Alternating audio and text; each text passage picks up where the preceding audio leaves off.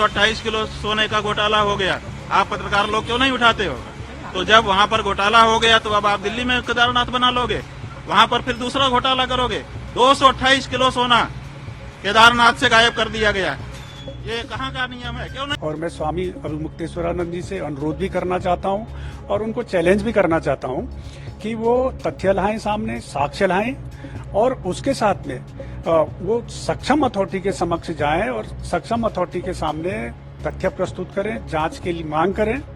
और अगर उनको किसी सक्षम अथॉरिटी पर भरोसा नहीं है तो सुप्रीम कोर्ट जाएं, हाई कोर्ट में जाएं, जनहित याचिका दाखिल करें और उसके जांच की मांग करें अगर उनके पास वास्तव में किसी प्रकार के कोई साक्ष्य हैं। आज तक कोई जांच तक नहीं बैठाई गई।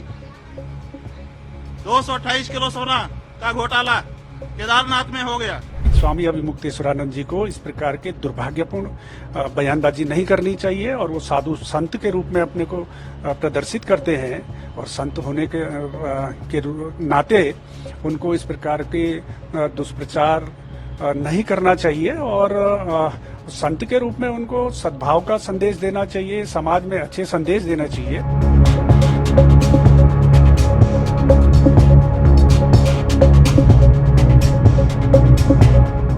देखिए, एक संत के रूप में मैं स्वामी अभिमुक्तेश्वरानंद जी का बेहद सम्मान करता हूं, किंतु आप भी जानते हैं कि स्वामी अभिमुक्तेश्वरानंद जी की सुबह शाम लगातार प्रेस कॉन्फ्रेंस करते रहते हैं और इतनी प्रेस कॉन्फ्रेंस तो शायद राजनेता भी नहीं करते होंगे जितने स्वामी अभिमुक्तेश्वरानंद जी करते हैं। और विवादों को खड़ा करना, सनसनी फैलाना और चर्चाओं में रहना स्वामी अभिमुक्तेश्वरानंद जी की फितरत में शामिल है।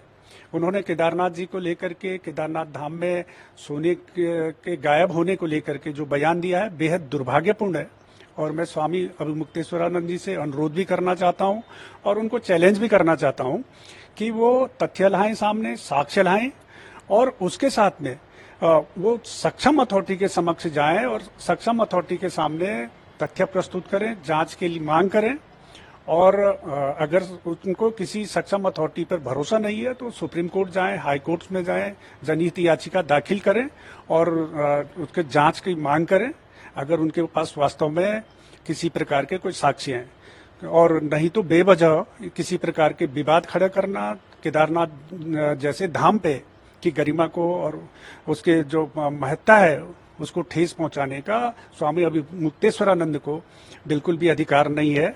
और केवल विरोध करने के लिए, सनसनी फैलाने के लिए और कांग्रेस के एजेंडे को आगे बढ़ाने के लिए अगर वो कार्य कर रहे हैं तो ये बेहद दुर्भाग्यपूर्ण है।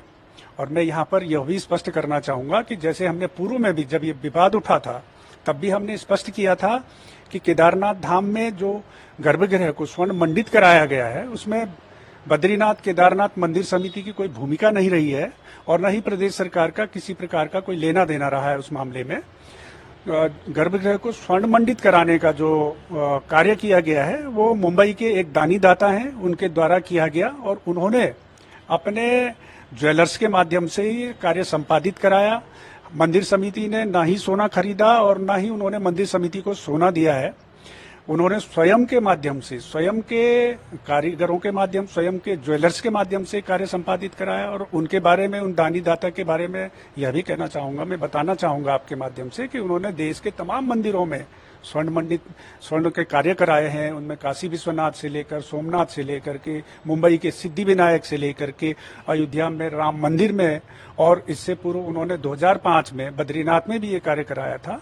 और वो एक बहुत बड़े दानी हैं और इस प्रकार के घटनाक्रमों से, इस प्रकार के आरोपों से जो हमारे दानी दाता हैं, जो हिंदू धर्म को संवर्धन और संरक्षण के लिए कार्य करते हैं, जो धार्मिक संस्थाओं को इस प्रकार का दान देते हैं, उनकी भावनाओं को भी ठेस पहुंचती है।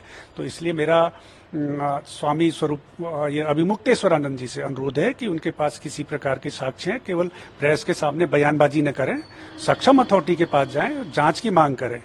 और इस बारे में जो उन्होंने कहा कि 228 किलोग्राम सोना चोरी हुआ, मैं इस बारे में एक बात और भी आपके माध्यम से स्पष्ट करना चाहूंगा और पूर्व में भी हम ये स्पष्ट कर चुके हैं कि जो केदारनाथ धाम के गर्भगृह में जो दानी दाता द्वारा जो स्वर्ण लगाया गया है उसके लगभग वो 23 किलोग्राम के करीब है। और क्योंकि उस समय जब ये स्वर्ण मंडित किया जा रहा था गर्भगृह को, उस समय उससे पूर्व वहां पर गर्भगृह में चांदी की प्लेटें थी और चांदी की प्लेटों का जो वजन था वो 230 किलोग्राम था। तो मीडिया के कुछ लोगों द्वारा ये अनुमान लगाया गया कि चांदी की प्लेटें 230 किलोग्राम की हैं तो स्वाभाविक रूप से सोने की प्लेटों का वजन भी 230 किलोग्राम होगा। तो इस बात को प्रचारित हुई, लेकिन सोने की प्लेट और चांदी की प्लेट में काफी अंतर होता है। जो चांदी की प्लेट होती है वो पूरी तरीके से चांदी से ही निर्मित प्लेटें होती हैं, जबकि जो सोने की प्लेटें होती हैं, सोने की प्लेटें कॉपर की प्लेट पे उन पर वर्क चढ़ाया जाता है, सोने का लेयर चढ़ाई जाती है उन पर, और वो उस तरीके से सोने को मतलब शुद्ध रूप से केवल सोने की प्लेट नहीं होती है, वो कॉपर पे सपोर्टिंग वो रहता है और उस कॉपर के प्लेट की डिजाइन बनते हैं, उन डिजाइनों पर सोने की लेयर चढ़ाई जाती है। तो जो केदारनाथ धाम में जो स्वर्ण लगाया गया है वो 23 किलोग्राम करीब सोना है उसमें, और 1000 किलोग्राम करीब वो तांबे की प्लेटें हैं।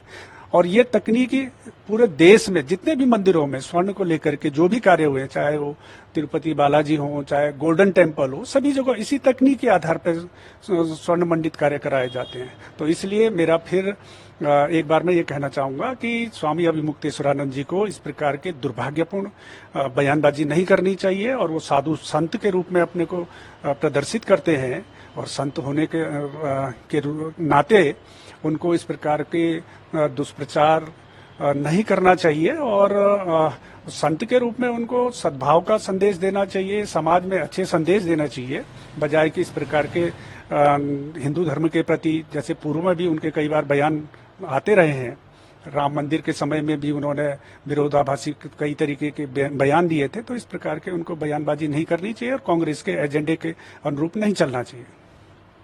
हमारे धर्म स्थान है, वहां पर राजनीति वाले प्रवेश कर रहे हैं, और अब हमारे धर्म स्थान में जहां प्रवेश करने में दिक्कत हो रही है, आप केदारनाथ में देखिए 228 किलो सोने का घोटाला हो गया।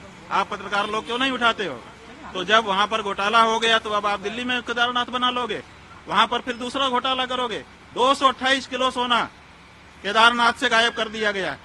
ये कहाँ का नियम है? क्यों नहीं उठाते हो प्रेस वाले इस बात को? आज तक कोई जांच तक नहीं बैठाई गई। 228 किलो सोना का घोटाला केदारनाथ में हो गया, कौन जिम्मेदार है? क्यों इस बारे में जांच नहीं होती है? क्यों भाई इस बारे में निर्णय नहीं होता है?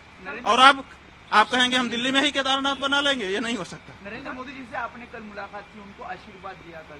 हाँ, वो हमारे पास आए थे, उन्होंने प्रणाम किया। हमारा नियम है, हम लोग आशीर्वाद देंगे, जो आएगा उसको आशीर्वाद देते हैं। नरेंद्र मोदी जी हमारे दुश्मन थोड़े हैं, हम उनके हितैषी हैं, सदा उनके हित की बात कह रहते हैं। जब उनसे कोई गलती हो जाती है तो हम उसको भी कहते हैं।